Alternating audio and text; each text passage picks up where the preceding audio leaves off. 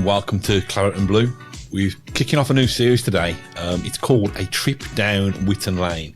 Bit of a play on a trip down memory lane, but with an Aston Villa theme. Basically, what we intend to do with this series is just to reflect on some of the interesting, some of the controversial, some of the glorious moments from Aston Villa's history. I'm normally the resident old man in the room, so the fact that we're going back a bit further, we've managed to find somebody older than me. But with that comes somebody a lot more knowledgeable and a lot more clued up about the great history of Aston Villa. So I'll introduce him. It's Mr. Colin Abbott, who, whenever we get you on, Colin, historian, fanatic, pain in the neck, lovely fella, friend of the Villa Stars, all these kind of things. But first of all, welcome along and thank you for coming to talk about mine and yours favourite subject. Absolutely. Aston Villa are back at the top table of European football. We're all getting excited about the Champions League coming to Villa Park and Villa taking on the elite of Europe across the continent over the coming months. We want to go back. I mean, I can't believe I'm saying it now. 41 years, is that right? Since Villa were last in Europe's top competition. It was the European Cup back then. Colin, I was, despite my haggard appearance, I was but a young boy then. I was, I think, 5 years old. Yes, honestly, I know I look older than that. 5 years old in 1983. So can you talk us a little bit through, I suppose, the transition from European champions in 1982 to what it became in 1983 when we tried to defend that crown? Yeah. This Aston Villa sort of journey actually began in 1968, believe it or not. I was interviewing Tommy Docherty for different projects I was working on, and he told me that when he came to Aston Villa, I know people say about Tommy was the one who said, you could hang 12,000, you could hang a set of Villa shirts on the line and 12,000 people would come out to watch it. He really, really was clued into Aston Villa, the stature of the club, the size of the fan base. He got it. He really did get it. And Tommy said that Aston Villa should never have languished in the bottom tiers that they found themselves in. And he'd actually told Doug Ellis that never mind Aston Villa being at the bottom end of the second and scratching around in the third, Aston Villa should be a team that are in Europe. And he likened Aston Villa's fan base to that of Liverpool, and he said that the Alt End was equal to the Kop. And he said to me that it was always his ambition at Aston Villa to get the best teams in, and for Aston Villa to pit their wits against the best.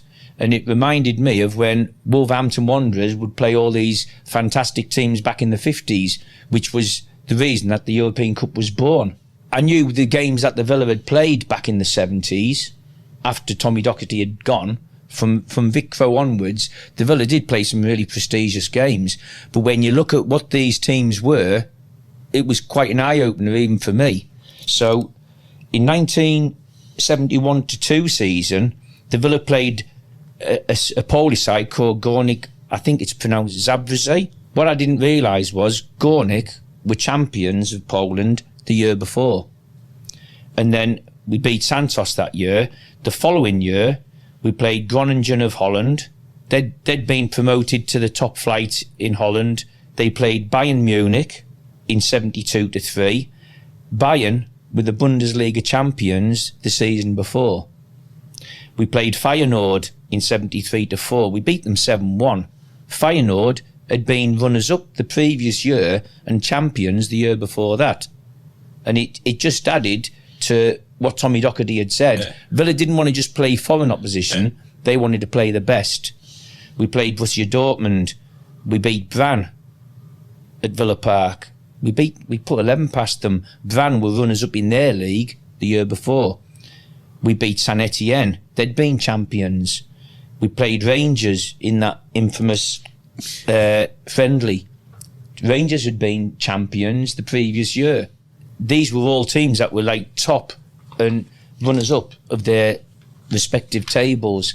So what Tommy said, Villa wanted to pit their wits against the best. So you think it's in the club's DNA to kind of want to, and the fan base to relish wanting us to be seeing what we can do amongst that elite competition? Absolutely. But if you're beating the best teams in France and the best teams in Holland, and you're holding your own against the likes of Bayern Munich, who were champions the season before, you're going the right way. Unfortunately, our first foray into Europe was against Royal Antwerp. Antwerp didn't have a strong pedigree in Europe. I think they were the oldest team in Belgium, but they comprehensively beat Aston Villa 4-1 over there, and then they beat us 1-0 over here.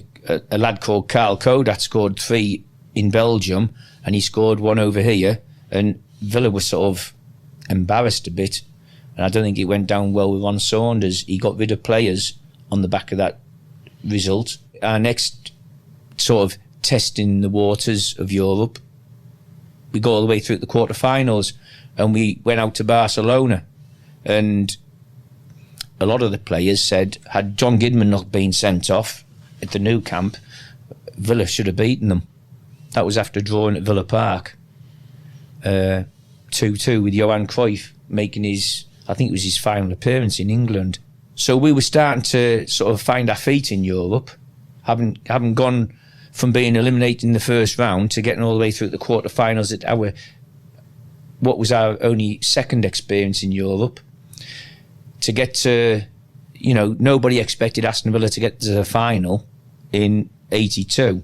We were lucky in the first round. We got some part-timers from Iceland. They were made up of, I think there was a doctor, a teacher, a butcher, a baker, a candlestick maker. It was that sort of stuff. And I remember feeling a bit cheated that although you wanted an easy side, I wanted the likes of Glentoran, or there was a Maltese side called Hibernians, but they were full-time teams. We got drawn with a team that was made up of part-time professionals. Yeah. And it felt like it was a bit of a disservice to Aston Villa. Yeah. We went through 7-0 on aggregate. And that, it doesn't matter who you play. If you can beat a team comprehensively, it can only give you confidence to drive forward. And, we saw the result. We got to the final. Not many people gave us a chance. 3 weeks previously, they'd won the German Cup. They were 2-0 down to Nuremberg. And at the time, everyone talks about Paul Breitner and Karl-Heinz Rummenigge. They had a beast of a centre forward called Dieter Hoeneß. In that final, where they were 2-0 down, he had a bad laceration. He wouldn't go off. He had to bandage his head, a bit like Terry Butcher for England or John Weil for West Bromwich Albion back in the 70s. And this lad, he assisted with the first goal with his head.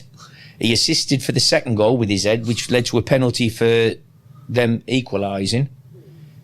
And he scored the winner with his head. So that shows what sort of person he was. And he'd scored 21 league goals, this Dieter Hoeneß. Paul Breitner had weighed in with 15. Our leading scorers that season, Peter with 10 and Gary Shaw with 9. And then leading up to the final, Aston Villa had scored 13 goals. But they'd scored 12 goals up to the final. The winner in Rotterdam was our 13th in that competition of the 9 games. Hoeneß, I think, had scored 8. Breitner had scored 7. And Rummenigge had scored 5. They scored 18 goals between them 3. They scored 5 more goals than Aston Villa entirely. Yeah. So we weren't expected to win that, but we did. I mean, I'm going to jump now, and this probably sounds silly, but we've obviously gone through 1982. It's a story that bears retelling, and of course it does. Of course we celebrate it forevermore. But the thing that I'm intrigued about is that from 82 to 83. So I'm right in thinking, Arno, that the first game of the defence of the European Cup in 82-83, the first game at Villa Park had to be played behind closed doors anyway. Can you explain a bit of the context behind that, please, Colin? Yeah, that was due to the trouble at the Bellevue Stadium in Anderlecht for the second leg of the semi-final from the previous year. They went to Belgium holding a 1-0 advantage, and for some reason the segregation in the Anderlecht ground was no more than a skipping rope between the Villa fans and the Anderlecht fans. And what made the situation worse, there was a lot of there was a lot of English servicemen, mostly army, that were based in Germany, and it wasn't far for them to get to Anderlecht. There was a lot of people in the Villa section that weren't specifically Villa fans, but they were English. So what size crowd are we talking? How many kind of what the whole attendance? Not two exact numbers, and how many kind of? I can't remember how big. Villa would have had 40,000 home to Anderlecht. I don't think Anderlecht was as big a ground as that, but there was. I would guess there'd be sort of 30,000 there. There was no segregation, and as soon as it kicked off, the Belgian police just went in with batons and charged the Villa fans. A lot of people ran onto the pitch to get away from it. Some of these, the one lad that ran onto the pitch while the game was still live, and sort of laid down on the pitch. It turned out that he was a squaddie from Germany, and Anderlecht claimed that they were prevented from scoring by his antics. The referee had stopped the match, but luckily there was an English MP called Dennis Howes. I think he was Minister of Sport at the time, and he'd noticed that when the ball was stopped, it was more or less on the halfway line, and he turned round at this commission and said Anderlecht weren't denied a scoring chance, the ball was on the halfway line. And Anderlecht were adamant that they wanted the game replaying. Luckily, the 0-0 score stood, and Villa were allowed to go forward to the final, but there was a fine in place, and it was said that should Villa win the final and go through to the following year's competition, they would play their first game behind closed doors at Villa Park, and that's exactly what happened. I find it's a really kind of interesting sign of the times that it took an eyewitness account from an MP who just happened to be there doing his duty as sports minister to rule that. Yeah. Rather, we'd have TV pictures from every angle now, wouldn't we? And Dennis Howell and all that kind of thing. Well, yeah, we might not do, because for some reason they don't like to show pitch invaders, do they? Not now, they don't. Cut away from that, and I suppose it's probably to stop encouraging them, I suppose. So that first game, I mean, are we talking, officials and, a couple of police officers? Are you going to tell me you smuggled yourself in? Or? I didn't, but a good friend of mine did get in, and his name's Nigel Parsons. He was on the dole at the time of that Besiktas game at Villa Park, and he'd just been signing on, and as he was coming back up, there was some foreigners in tracksuits, and they were trying to make themselves understood to some locals, and they couldn't, and he went over, not that he could speak Turkish, and he managed to understand that they wanted some blood pressure units, and he took them to a chemist, and then they were gesturing that they wanted to buy Levi jeans. So he took them to a shop and got, apparently the coach of Besiktas he was desperate to get some Levi jeans from England. And Nigel He's took done them. well to find them around Aston and Witton, hasn't he? But he took them, and they got the stuff, and they invited him back to the team hotel in Birmingham. And he whiled away a few hours with the team. And then when the time came for the game, he was allowed on the coach to Villa Park. And when they got off the coach, he said, the Besiktas manager, he says he thinks he was German. And he said, "You're not allowed here." And Nigel thought, well, I'm here now, I'm not going back home. So he picked up one of the bags, one of the Besiktas cases, and he just walked straight through the players' entrance. And he was inside. He says he walked past this one room, and it was all the gifts that were bestowed on the Besiktas club from Aston Villa. He says he made his way down onto the terracing, and he actually stood to the side of the dugout, the Besiktas dugout, as if he was part of their entourage. He stood there, and he says nobody would believe him. He says, but there's actually pictures of Tony Morley in action during that match, and in the background you can see Nigel stood offset to the dugout. It wasn't just journalists and police in that ground. There was actually one Aston Villa fan albeit he said out of respect for his newfound friends, he didn't celebrate the 3 goals. For those of you that are watching rather than listening, what you now see on screen is a photograph, not the one that Colin mentioned, but one from the same game. And if we zoom in far enough all the way near the dugout, you can see Colin's friend Nigel. That's him there. That's Nigel. Okay, good. There you go. It's hard to defend the First Division title. It's hard to defend a European Cup win. Did it just become a season too far for Tony Barton and for the team? I know there's obviously the stat about Villa using just a handful of players throughout kind of 14 in the champion season. Yeah.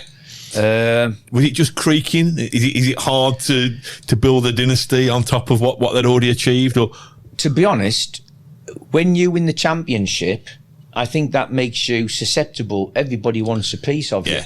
And our very first game, having won the championship, we were beaten at home to Sunderland, and they were, they'd been promoted. Yeah. We were beating them 1-0 at home to Villa Park on the opening game of the season, and somehow Sunderland beat us 3-1. And you just knew then that this season ain't going to be as easy to defend the title as we expected. Yeah. People do up their game, when you're playing who's deemed the best in the country. Yeah. I think that I'm pretty sure the Villa finished 11th that year. Yeah. But the fact that we won the European Cup that year, it doesn't matter where you finish in the league, does it? We beat Besiktas home and away. We drew 0-0 over there. We're pretty much talking about the same squad and starting 11, 13, 14. Was there much surgery to the squad? It hadn't started getting ripped around by then. It was 83-4 that it started. Yeah. Ken McNaught was I think he was about the first one out the door. When we started the 83-4 season at home to Albion, Ken McNaught was playing for the Albion, and Brendan Ormsby was at centre half. Yeah.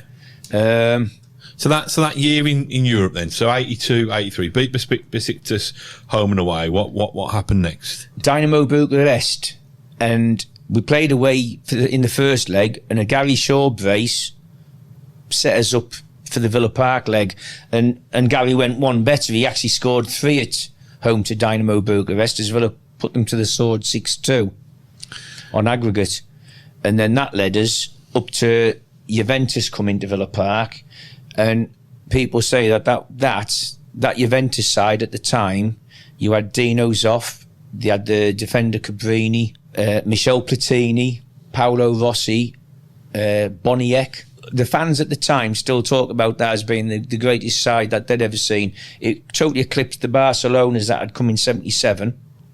And the teams that we beat en route, they weren't as big as Juventus. We had the Valor and Kiev and Berlin and Anderlecht. Anderlecht were a big side, but they weren't in the same sort of league and same stature as Juventus. They beat us 2-1 at Villa Park. Gordon Cowans was supposed to have had his best ever game in a Villa shirt, and I saw him play some superb games. So God only knows what he was like that night. Then we went to Turin, and I was thinking that we might be able to turn it around. We were only 1 goal down going out to Juventus, but unfortunately he beat us 3-1. I'd got to know a lad who had gone to Berlin the year before, and at the checkpoint, as they were going through Checkpoint Charlie, this lad thought he would be a bit of a comedian, and on this visa form they'd put where were you born, and he put hospital. And it didn't go down very well because that coach was kept there for over 3 hours. Brian Little was on board and he wasn't very happy about it. And after that, they started calling this lad, Lawrence Diggins his name, and they christened him Hospital. And when he phoned me to put some words in the Spartans Army, as soon as he phoned us and he said, "This is Lawrence Diggins," I went, "Hospital." And he went, "I've never heard that for 40 years. Now, Nigel Parsons was lucky enough to get into Besiktas. Lawrence Diggins has a story equally as bizarre, but a must-tell story. He went to Juventus, he hitchhiked.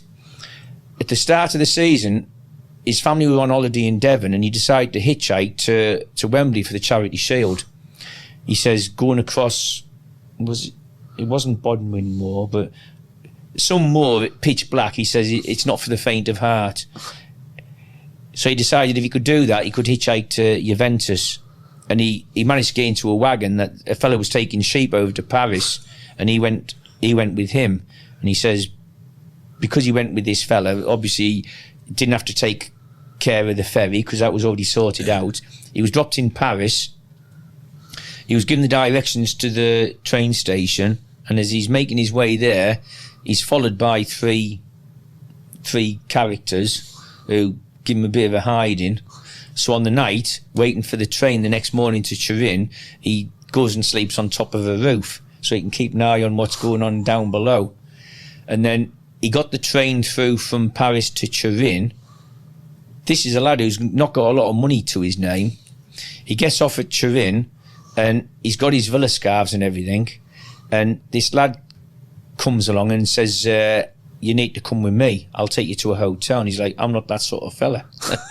And this young lad, Italian, was actually looking out for him because he'd said through an interpreter, walking around Turin with Villa scarves, and he says you're going to get stabbed. Yeah. Anyway, this lad took Lawrence or hospital to this hotel where there was a load of Villa fans ready for the game, and they heard his story because they'd said, "Where are you staying?" He says, "Nowhere. I slept rough last night." And he said, "We stay here with us." He says, "I haven't got any money." So this businessman from Birmingham and another businessman from somewhere down south, they went round the pub, had a whip round, got him a hotel room for the night, and then they insisted that he come with those on their coach to the ground. He had a ticket. They told him to get rid of his ticket, that he was coming in with those, and they had the best seats in the ground. And then after the game, they'd said, "How are you getting back?" He said, "With me thumb." "No, you're not. You're coming with us." And these businessmen were actually on the same flight as the players. So this lad hitchhiked one way, and he come back on the plane with the team. And he says, Peter With, he took over. He got the waitress to sit down on the seat, and Peter With's going up and down the plane. He's the trolley dolly. So the moral of the story is be a chief. The stories. Be a chief blagger. Start it all out. You can have what you want, kids. Now, before Aston Villa relinquished their hold on that trophy against Juventus, for some reason, up in Darlington, I lived 9 miles from Darlington, but sometime in the spring of 1983, there's a big sports centre at Darlington called the Dolphin Centre, and for some reason they had all the trophies that you could name, all the football trophies, they had them all on display there. And I took a mate along, he's a Sunderland fan, and he'd never seen silverware for obvious reasons. So I thought I would take him along to see the big one with Claret Blue ribbons on. And we queued for absolutely ages. We got in eventually, and as soon as you walked in, they had all these trophies on plinths, like a nice velvet piece of cloth under them, and there was a rope about 6 foot from the trophy, so you could stand and look, but you couldn't touch. And I said to me mate, I said, "Here, watch this." And I went over to the European Cup, and I bent over as far as I could, and I got it. It's quite heavy when you're sort of at arm's length. And I lifted it, and I sort of went, "Yeah!" And just as I got the "yeah" out, 2 gorillas, one was on each arm, and the others, the trophy was straight back down on that plinth. I had an arm up each side of me back. The frog marched us through this hall. They kicked the fire door open, pushed me out, and I did a couple of somersaults on the street, sort of stood up, pushed myself down, trying to look cool, and here's the queue that I had been in 20 minutes before. And yeah, God knows what they'd have done if I'd have tried to nick it. I was only trying to, lift it up and pretend I was Dennis Mortimer. But as far as I'm aware, I'm the last Aston Villa person to have sort of held that. So, obviously, we tumble out of the competition with a kind of 2-leg defeat to Juventus. How was that perceived then? Because you know what football fans are. I mean, I can get on my high horse about this kind of, what I call microwave mentality and people not having any patience, and we've got to have this and we've got to have that. Having tasted success and won the top prize or the top two prizes in domestic football and then European football. Were Villa fans fairly philosophical about the fact that we hadn't won it again, or was there a big kind of fallout on the back of it, or how was it perceived back then? Well, I was living in the North East, so I've mentioned in previous podcasts, I wasn't privy to everything that was going on. Yeah, because it wasn't a connected world back then, was it? You know, you didn't have any social media or anything. You know, the internet now, you can find everything. Yeah. Whereas back then, it was a case of relying on the papers. Yeah. I know a lot of Villa fans were, because we'd beat Bayern the year before, and Bayern were a real powerhouse, I don't think Juventus were as big as Bayern were. And the fact that we went out to Juventus, I think quite a few fans were shocked. I know I was. And I was even more shocked after Juventus were so clinical against us, and they beat us over the two legs, 5-2. Not many teams put 5 past Aston Villa back in that time. And the fact that they did, we expected Juventus to go all the way and lift it. They got to the final, but they were actually beaten by Hamburg. So, because Juventus didn't win it, I think you look back and think it was one of those if-only cases. Give us a little bit of a flavour of the Super Cup then, because there's people who might not know a lot about that, but it's another big trophy, another big scalp along the way. It was. Ken McNaught wasn't impressed with the trophy when he was handed it. Oh, was it like a pathetic little kind of... It was a little wooden plaque with the UEFA, sort of like a brass UEFA logo stuck on a wooden plinth. Obviously, the prestige of winning it, we beat Barcelona. So it was the UEFA Cup winners versus the European Cup winners. Okay, you know, it was home and away, wasn't it? It was. We got. It was obviously Barcelona. We lost 1-0 over there. Barcelona at the time, UEFA were a bit annoyed with. I think that's being put diplomatically. UEFA were basically fed up of the antics that how Barcelona won games. It was thuggery, and they actually got fined. They beat us 1-0 at their place. They came back to Villa Park. We were 1-0 up after 90 minutes. Went into extra time. I remember Gordon Cowan's taking a penalty, and he was kicked up in the air by their goalkeeper. So many of their players were banned from European competition. They were just out and out thugs. And after that game, Tony Barton went on record as saying that for the sake of football, it's as well that Aston Villa won it, because if Barcelona if they'd have won it by their antics and brute force, it wouldn't have been a good advert for football. Obviously, with winning the European Cup, not only did you get to play in the Super Cup, you got to play in the World Club Championship. To me, personally, that had more prestige than the European Cup. Because to get to play in the World Club Championship, you had to win the European Cup. And we got drawn against Penarol. No European side had ever beaten a South American team. And Villa come close. We were unlucky. We lost 2-0 on the day. They played with a ball that was reminiscent of a beach ball on a pitch that was a bit like a beach. And we hit the woodwork a couple of times. Both of their goals hit the woodwork on the way in. We were genuinely unlucky. And I was desperate to go to that. I'd put my car up for sale to go to fund it. I think it was £600. The European Cup final was 30 quid. The World Club Championship was 600. And I was saving up like crazy, but I had to sell my car to do it. I got the time off from the farmer. He said I could go off. And the car wouldn't sell in time. So I had to console myself. The Villa went to Tokyo, to play Penarol. And the game that they should have played on that weekend, they were playing Arsenal. They brought that game forward to the Tuesday night. So I went to that instead. And I'd had surgery on my head just a matter of a week or so before. So I probably wouldn't have been able to fly even if I'd have sold the car. Yeah. So I had to make do with going to see the Villa get dumped at Arsenal. And if we'd have beaten them, we'd have gone top of the table. If we're looking back on 81, the League Championship, 82, the European Cup, 83, the Super Cup, you must be. You as a younger man back then wouldn't have thought that we'd have had to wait another 4 decades to go back to European football's top table. So No. I think you said before that that time between 83 and 84 was when the cracks started to appear. You just want to give us, I don't want to end this on too much of a doom and gloom note, but No. give us a flavour of the dismantling of that great Aston Villa team if you want then. Well, a lot of people, especially the players, they blame Doug Ellis. You know, they say that he wasn't there. He was there when they won the Super Cup, but he wasn't there when they won the European Cup, and he wasn't there when they won the title. And it's almost like there was nothing round the ground to suggest that Aston Villa had won those trophies. It was like, because it wasn't on his watch, it was like it didn't count. And the players were on good money.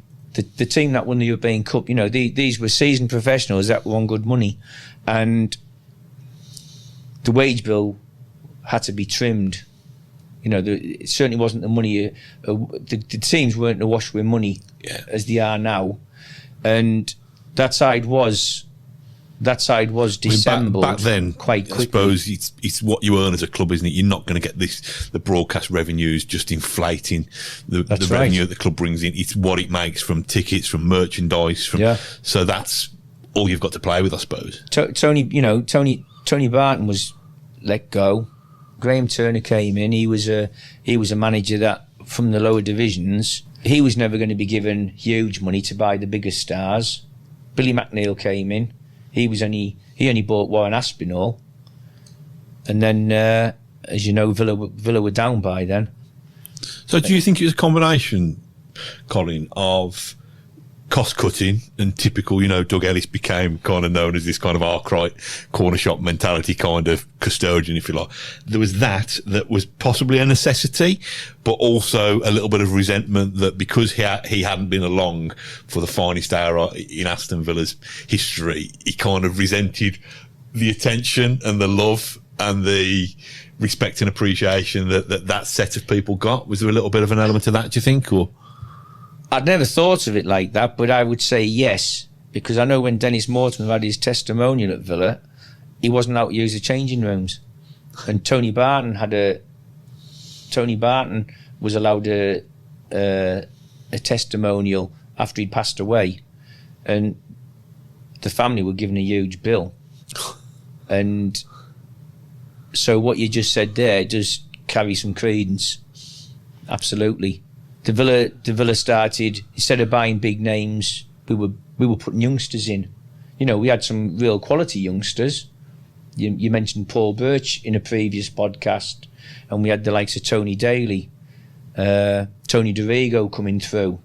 But these lads were backed up by players that weren't up to scratch and didn't hang around very much at Villa Park and didn't have a big career. And that all changed when Graham Taylor came in. And he wasn't going to stand for any nonsense. It was almost like, you know, you've put me in charge of this club, and I'm gonna run it how I see fit, and you're going to back me up, because you can only back a manager on the players he buys. Yeah. You can't judge a manager on like Unai Emery. You can't back him. If he'd have had all of Steve Bruce and Dean Smith's players and couldn't buy his own, you can't back him. But saying that, he has turned a lot of those players round, and they're now playing where they weren't. So, Colin, 41 long years. You've not aged a bit, I should imagine. Oh, I really have. But I can feel it in the air. I sound like Phil Collins there. I can feel like that vibe's back again. And, you know, there's a lot of cliched stuff about we've got our club back and all that kind of thing. But getting in the Champions League, you know, and I know it's from people like me and you, we probably still think that you need to be champions to get in there properly in the old way. But we're there now. We're back in the Champions League. You know, we're going to be preparing for those really, really amazing nights at Villa Park. You must be buzzing like all us other Villa fans. I was absolutely sure that we were going to get in the Champions League during the week when we played Ajax in Amsterdam, because I went over there, and while all the Villa fans are readying themselves for the night match, I jumped on a tram and went down to Rotterdam, and I managed to blag my way into the De Kuip Stadium. I went to the reception. There's a girl on the reception. I said, I would love to get into the ground. I was here back in 1982 to watch Aston Villa win the European Cup. It would mean everything to get in that ground. This girl was a receptionist. She had no interest in football whatsoever, and she just said, no, get out. And went round the corner, saw a security guard in a little hut, and I said, what would it cost us to get into there? And he said, I'll let you in, just check it with the receptionist. I said, she's not going to budge. He says, well, I can't, it's my job.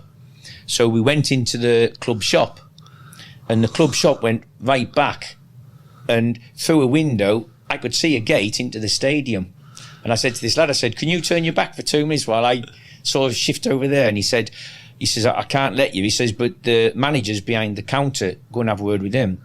And he was only a young lad, and he was absolutely Ajax daft. He's shown us photographs on his phone of all these match-worn shirts from Ajax players that he's had over the years. He was a proper fan, and he could see that I was a proper fan, and for that reason he opened the door that was actually inside the ground, and he took me to this open gate, and we went in, and I said I was sat up there, I was 18-year-old, and I could see I haven't got the ticket to the game.